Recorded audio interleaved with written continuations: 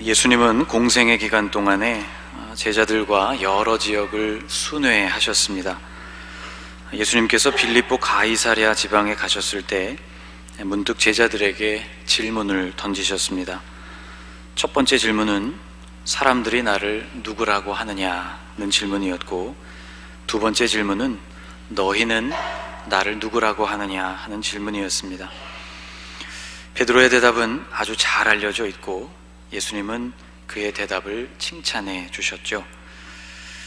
보시는 이 지도는 이스라엘의 위성 지도입니다. 맨 아래쪽으로 사해가 보이실 겁니다. 그리고 그 사해까지 닿는 요단강이 남북으로 쭉 이어져 있고요. 그 요단강을 거슬러 올라가면 갈릴리 호수도 보입니다.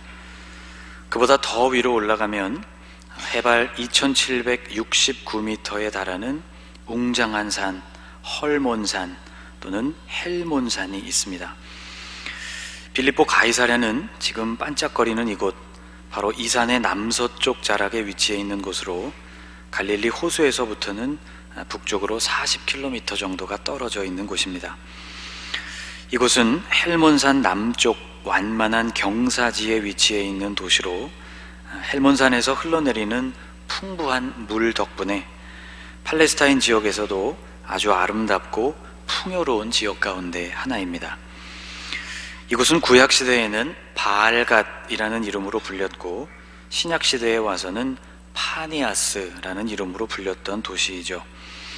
가이사랴 빌립보라는 좀 특이한 이 이름은 이곳에 일어난 여러 가지 변화 때문에 붙여진 이름입니다. 이 도시는 가이사 아구스도 시절에 헤롯 대왕에게 하사되었던 도시였습니다. 이스라엘은 다른 나라에 비해서 그다지 넓은 땅이 아니죠.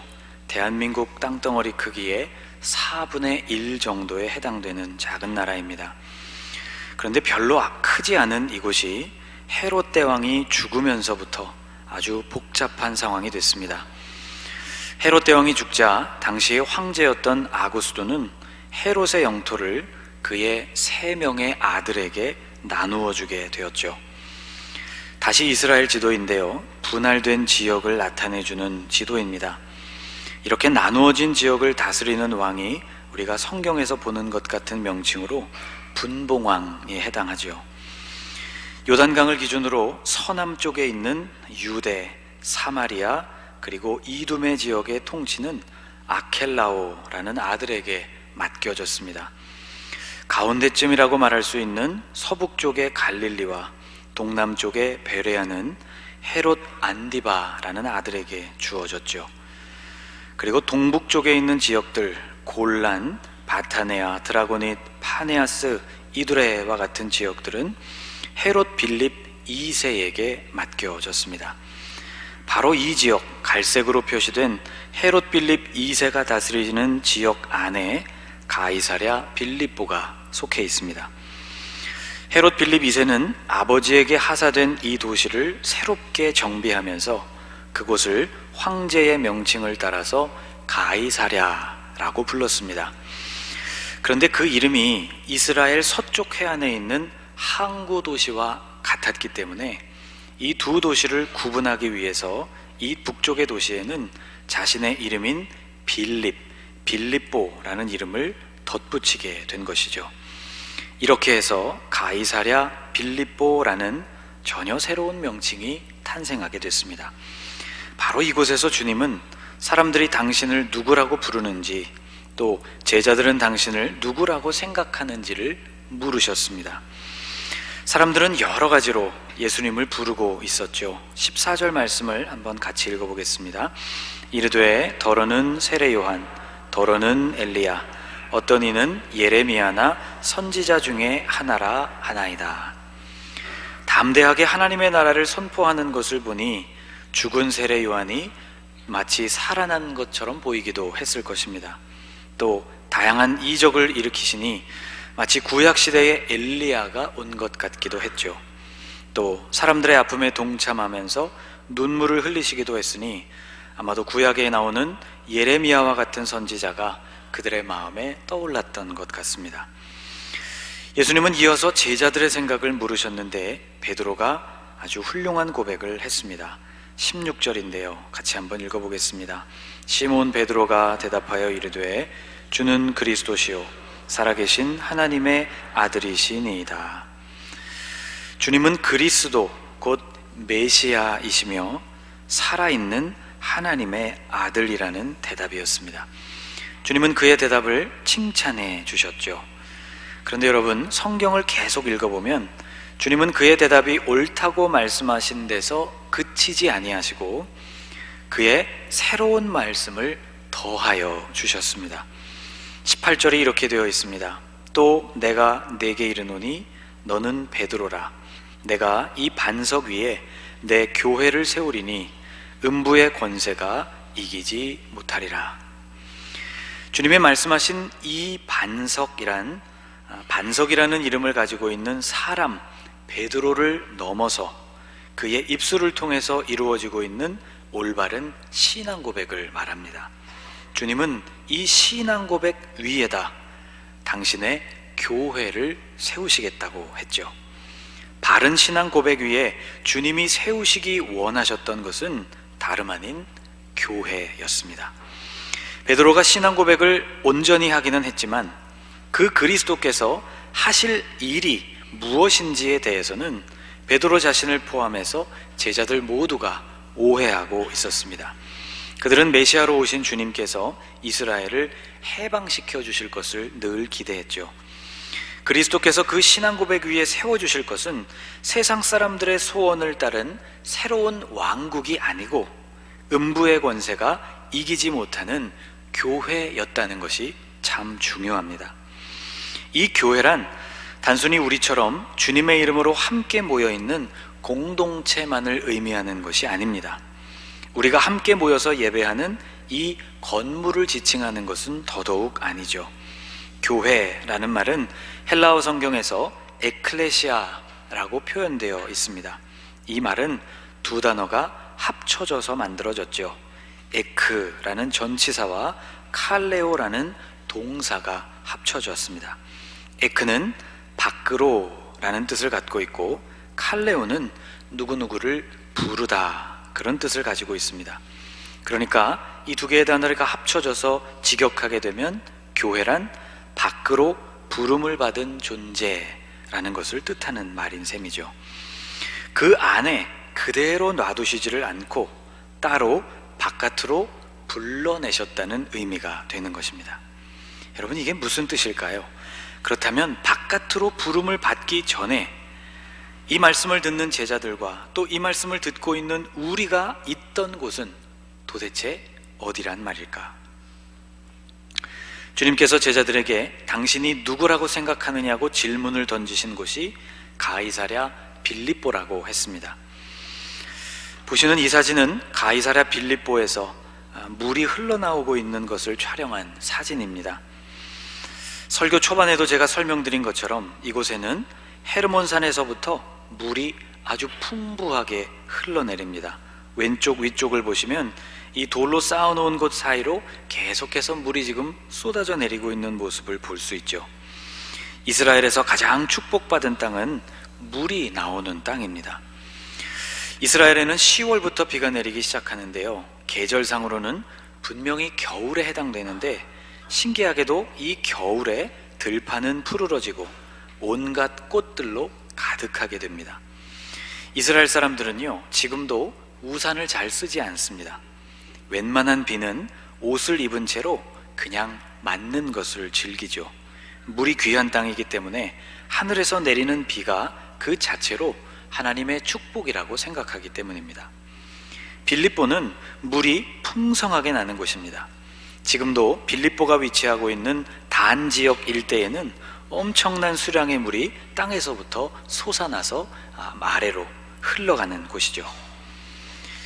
보시는 이 사진은 단에서부터 솟아난 물이 흘러가고 있는 모습입니다.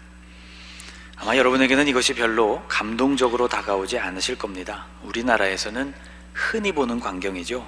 이 정도 물은 아마 우습다고 생각하실 것입니다. 한강에만 나가도 얼마나 넓고 깊은 물이 흘러가는지 모릅니다.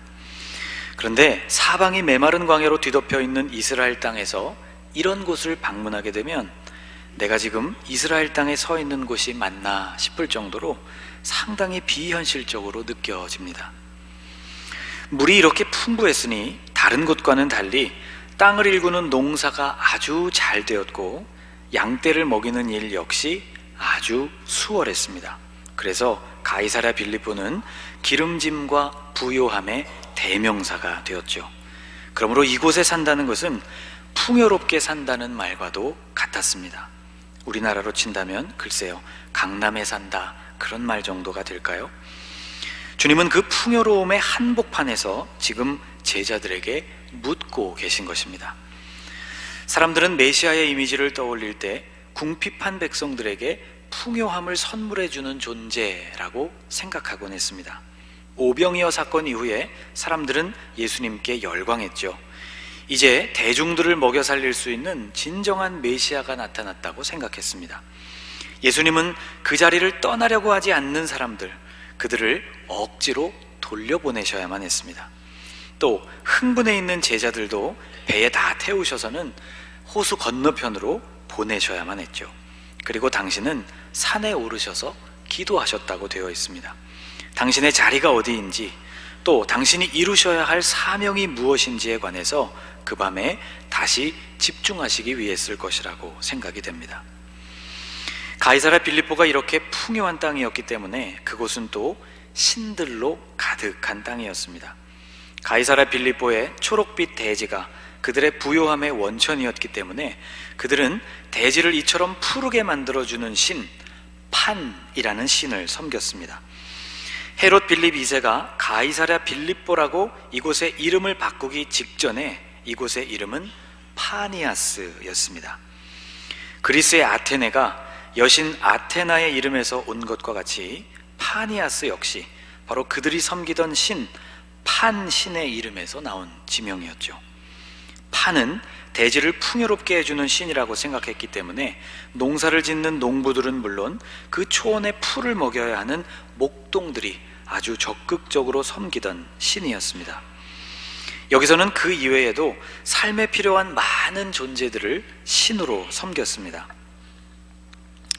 가이사랴 빌립보의 수원지 바로 옆에는 보시는 것처럼 대규모의 신전 집합체의 흔적이 아직도 남아 있습니다. 지금은 대부분이 소실되고 바위 안에 깎아놓은 부분만이 남아있지만 바위산 내부를 깊이 깎아서 성소를 만들고 그 산 바깥쪽으로는 기둥과 지붕으로 덮여있는 주랑 형태의 거대한 신전들을 세웠던 터가 오늘까지 남아있습니다. 지금은 돌산 내부의 성소와 기둥 몇 개만이 남아있는 상태이지만 남아있는 흔적의 규모로만 보아도 그것이 상당한 규모였다는 것을 알 수 있습니다. 이 안에는 판신을 섬겼던 신전뿐만 아니라 황제를 섬기던 신전도 있었습니다. 당시는 로마가 세상을 다스리는 중이었으니 로마 황제는 그들에게 있어서 신과도 같은 존재였죠. 여기에 로마 황제 아우구스투스의 석상을 세우고 그것을 섬겼다는 흔적이 나오는데 바로 이것이 그것을 증명해 줍니다. 또 그들에게는 신들의 신이라고 생각했던 제우스도 필요했습니다. 이 안에는 제우스 신전의 터도 들어있죠. 그 밖에도 이 안에는 온갖 신들을 위한 신전들이 세워져 있었습니다. 이렇게 자신들을 안전하고 풍요롭게 만들어줄 모든 것들을 신으로 섬겼던 곳이 바로 파니아스, 가이사랴 빌립보였던 것이죠. 주님은 이곳에서 너희는 나를 누구라고 생각하느냐고 물으셨는데 이렇게 물으신 것은 결코 우연이 아니었습니다. 주님은 세상의 가치가 제자들의 영혼을 잠식하지 못하도록, 세상의 신들과 비슷한 존재로 예수님을 생각하지 않도록 그들을 일깨워 주신 것이었죠. 특별한 질문을 가이사랴 빌립보에서 던지신 이유는 이것뿐만이 아닙니다. 사람들이 인자를 누구라 하느냐 하는 예수님의 질문에 제자들은 사람들의 생각을 전했습니다. 사람들은 예수님을 세례 요한으로, 엘리야로, 예레미야와 같은 선지자 가운데 하나로 생각했다는 것이죠. 예수님께서 백성들에게 도전을 주고 또 그들 앞에서 이적도 베푸셨으니 그렇게 생각할 만도 했습니다. 그런데 그들은 이미 세상 물질과 부요함에 눈이 멀어 있는 상태였고, 그 풍요로움을 유지시켜줄 신이 누구인지에 대해서만 눈이 멀어 있는 상태였죠. 그런 그들에게 예수님은 그저 좀 특별한 선지자 가운데 하나였다는 것입니다. 종교에 관심이 있기는 했지만 예수님에게 생명을 걸어야 할 만큼 중요성은 없었던 것이죠. 좀 특별한 선지자가 나타난 것 같기는 했지만 자신은 그런데 신경을 쓸 만큼 한가하지 않다는 것이 대부분의 사람들의 생각이었습니다. 베드로가 옳은 대답을 했습니다. 더 정확히 말한다면 하나님께서 베드로를 깨닫게 해주심으로 그의 입술을 통해서 예수님이 누구이신지를 드러내 주신 것이죠. 예수님은 그리스도, 이 땅을 구원하시기 위해서 오신 메시아이셨고, 그분은 하나님의 살아있는 아들이었습니다. 그리고 주님은 바로 이 신앙 고백 위에 교회를 세우시겠다고 했습니다. 이 교회는 단순한 공동체가 아니고 건물은 더더욱 아니라고 말씀을 드렸죠. 교회로서의 우리는 에크, 밖으로, 칼레오, 부름을 받은 존재들입니다. 우리는 사람들이 간절히 추구하는 땅의 기름짐과 풍요로움 속에 갇혀 있어서는 안 되는 존재라는 것이죠. 또 우리는 그 풍요로움을 제공한다고 여겨지는 세상의 신들에게 마음을 빼앗겨서도 안 되는 존재입니다. 또 우리는 단지 종교적인 삶을 살아가면 문제없다는 생각, 그저 교회를 다니고 예배에 참석한다면 그 더 이상은 필요치 않다는 생각에 빠져 있어도 안 된다는 것을 우리에게 가르쳐주고 있습니다. 우리는 살아계신 하나님의 아들 예수께서 그리스도로 우리 곁에 오셔서 죽으시고 부활하심으로 우리 영혼을 구원해 주셨다는 사실과 그분을 증거하며 살아가도록 우리를 부르고 계시다는 사실, 곧 우리를 교회로 부르셨다는 사실에 집중해야 할 것입니다. 주님께서는 이러한 신앙 고백 위에 세워진 교회는 음부의 권세도 이기지 못한다고 말씀하셨습니다. 18절을 같이 한번 읽어볼까요? 또 내가 네게 이르노니 너는 베드로라. 내가 이 반석 위에 내 교회를 세우리니 음부의 권세가 이기지 못하리라. 아멘. 여기서 권세라는 말은 헬라어 퓨레라는 말인데요, 여러분이 가지고 계신 성경 하단에 나와 있는 주석과 같이 그것은 대문이라는 뜻입니다. 여러분, 대문이 무엇입니까?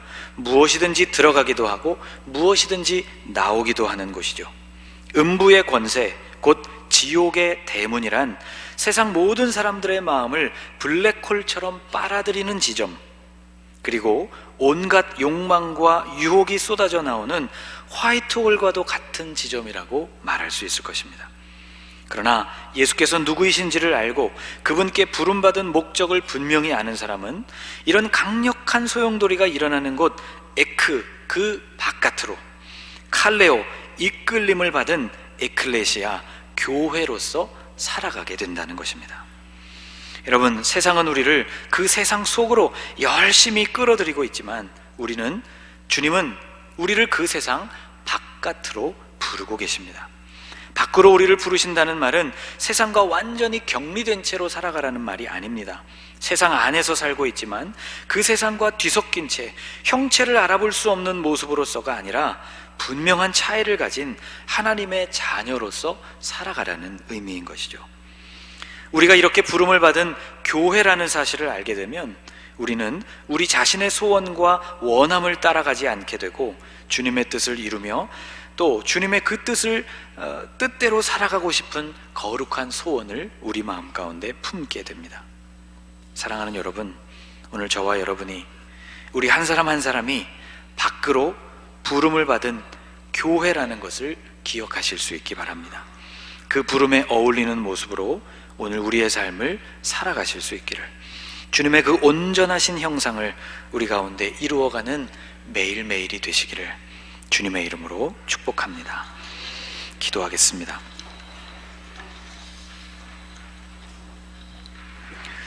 우리를 교회로 부르신 주님은 세상의 풍요함과 편리함 바깥으로 우리를 불러주셨고 그 풍요를 추구하기 위한 모든 수단들 밖으로 우리를 부르셨으며 종교적인 삶을 추구하는 것에서 만족하는 상태 그 너머로 우리를 부르셨습니다.